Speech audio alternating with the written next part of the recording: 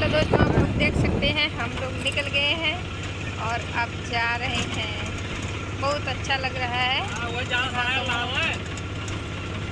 देख लीजिए हाईवे पर है, नेवरी के आगे निकल गए हैं। अब अपने घर पर पहुंचने वाले हैं। अब हमने ये देखो अमृता है, बोल रही है हमारा